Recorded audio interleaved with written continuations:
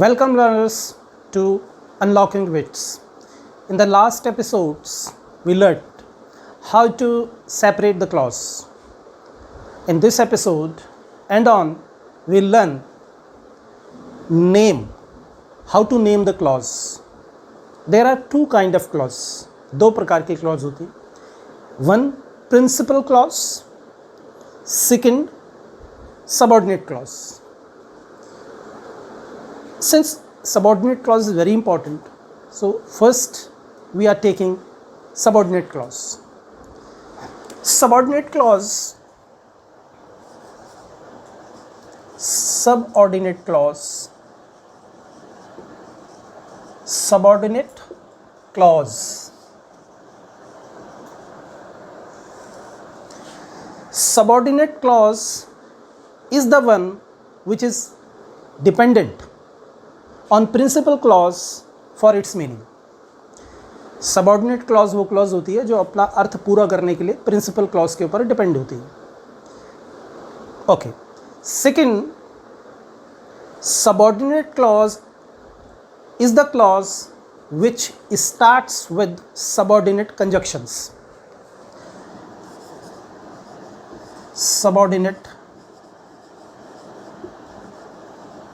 conjunctions.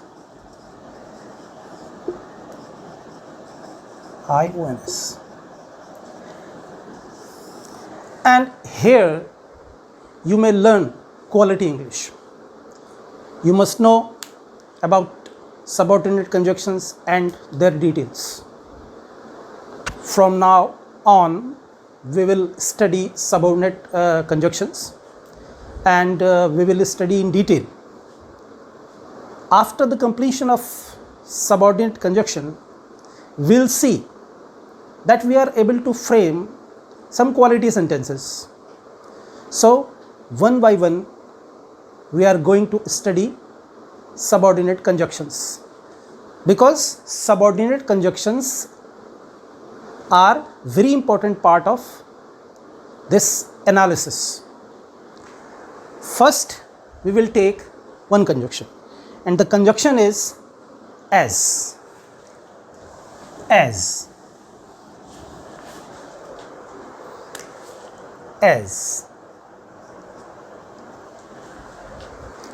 I would like to tell you, there are more than 100 conjunctions, subordinate conjunctions, and all are very important because they frame quality language.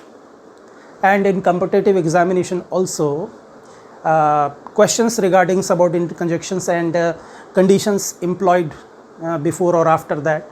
So it is very necessary. It is very necessary to gain quality content in English. Subordinate clause. So subordinate conjunctions. First conjunction I am taking is as. As operates as conjunction, preposition and adjective. Okay. When it is preposition, as is preposition also.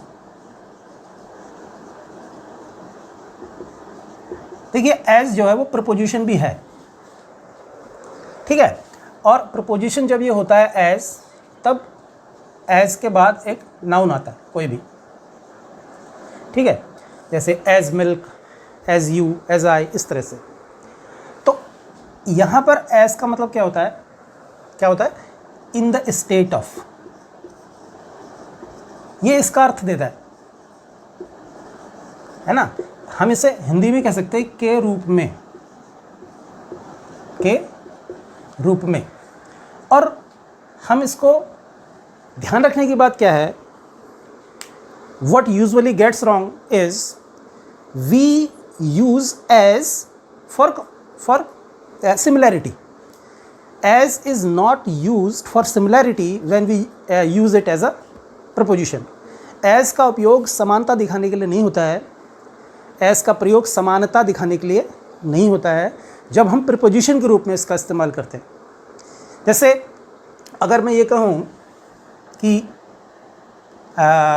I like you या I care you I care you as my son. Okay, तो ये जो अब मैंने कहा है, तो हमने क्या कहा, इसका मतलब क्या हुआ कि मैं अपने बेटे की तरह तुम्हारी केयर करता हूँ। तो यहाँ पर हम इसको इस तरह से कहना चाह रहे हैं। ओके, मतलब we want to draw a similarity between my son and you. तो ये सिमिलैरिटी दिखाने के लिए हमने यूज़ कर दिया इसको, ये गलत हो गया। ठीक है, ये गलत हो गया। देखिए, एज का उपयोग सिमिलैरिटी दिखाने के लिए नहीं होता। सिमिलैरिटी दिखाने के लिए किसका उपयोग होता है? लाइक का। तो हम यहाँ पर इसको क्या करेंगे, आई केयर यू लाइक माई सन। समानता दिखाने के लिए लाइक प्रपोजिशन इस्तेमाल होता है, एज प्रपोजिशन इस्तेमाल नहीं होता है। एज प्रपोजिशन किसकी तरह इस्तेमाल होता है? के रूप में, इन द स्टेट ऑफ। जैसे हम एक छोटा सा एग्जाम्पल ले लें, ठीक है। अगर हम कहें he has been working like a teacher, ठीक है। ये कोई व्यक्ति है, वो पहले मैकेनिक था या वो पहले शॉपकीपर था, बाद में वो टीचर बन गया। तो हम कहते हैं यार वो टीचर की तरह, वो टीचर मतलब he is working like a teacher. अगर हम ये कहते हैं, हम क्या कहना चाह रहे हैं? He is working in the position of a teacher. हम ये कहना चाह रहे हैं कि वो अब टीचर के रूप में काम कर रहा है, in the state of, in the position of. और हमने क्या कह दिया? Like a teacher. हमने यहाँ पर क्या बता दी? सिमिलैरिटी। हमें सिमिलैरिटी नहीं बतानी थी, हमें बतानी थी उसकी स्थिति, उसकी पोजीशन, उसकी अवस्था। तो ध्यान रखिए, अगर आप प्रपोजिशन के रूप में एस का इस्तेमाल कर रहे हैं तो उसका मतलब होगा in the position of, in the state of, की अवस्था में, के रूप में। और क्या नहीं होगा इसका मतलब? की तरह। इसका मतलब क्या नहीं होगा? की तरह। ये इसका मतलब नहीं होगा। के जैसे, ये इसका मतलब नहीं होगा। अगर किसी सेंटेंस में एस का प्रयोग इस सिमिलैरिटी दिखाने के लिए किया गया है तो हम उसको गलत मान लेंगे, ठीक है। और एस की जगह लाइक का उपयोग कर देंगे, ठीक है। ये तो देखिए एक एडिशनल बात थी, क्योंकि हम प्रपोजिशन थोड़ी पढ़ रहे हैं। हम क्या पढ़ रहे हैं? कंजक्शन, ठीक है। कंजक्शन के रूप में जब एस का उपयोग होता है तो उसका नंबर एक उपयोग क्या होता है? जब या जिस समय, जिस समय, है ना। या इसको अभी कह सकते हैं during the time, when.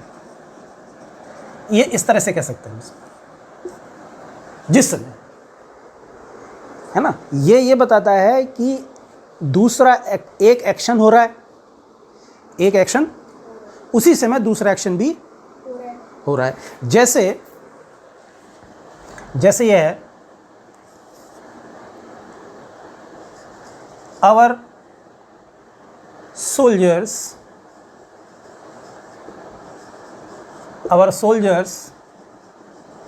Were attacked, ठीक है। आवर सोल्जर्स वर अटैक्ड, हमारे सोल्जर को अटैक किया गया है। कहाँ किया गया? कहाँ किया गया? अरे अभी हमारे सोल्जर्स को अटैक किया है, गलवान वैली में किया। कहाँ किया गया? अच्छा, किसने अटैक किया? चाइनीज सोल्जर्स ने, है ना। कब अटैक किया? Our soldiers were attacked as they were patrolling, they were patrolling, they were patrolling मतलब जो वो पेट्रोल पी रहे थे? नहीं, पेट्रोल मतलब गश्त लगाना। वो गश्त लगा रहे थे और उनको अटैक कर दिया। तो हमने क्या प्रपोजिशन, सॉरी क्या लिया? Conjunction as. इसको हम ऐसे भी कह सकते थे, as our soldiers were patrolling as, they मतलब दे प्रोनाउन है, वे, दे किसके लिए इस्तेमाल हुआ है? सोल्जर्स के लिए। तो as our soldiers were patrolling comma they were attacked by Chinese, है ना। तो हमने एक यूज सीखा एज का, जब इसका मतलब क्या होता है?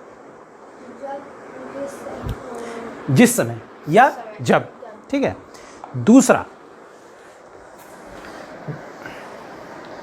दूसरा इसका मतलब होता है क्योंकि, ये रीजन बताता है। दूसरा जो इसका यूज होता है ये रीजन बताने के लिए होता है। क्या बताने के लिए? स्पेलिंग दूसरा इसका इस्तेमाल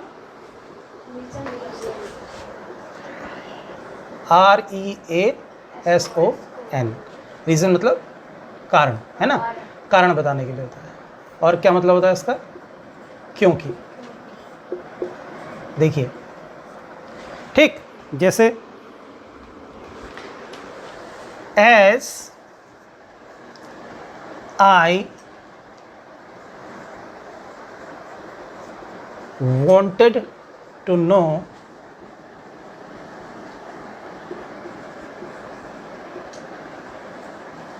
भगत सिंह का नाम सुना होगा आपने, हैं?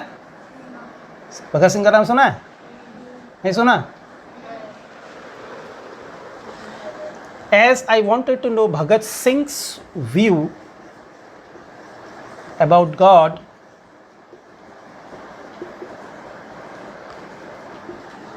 I went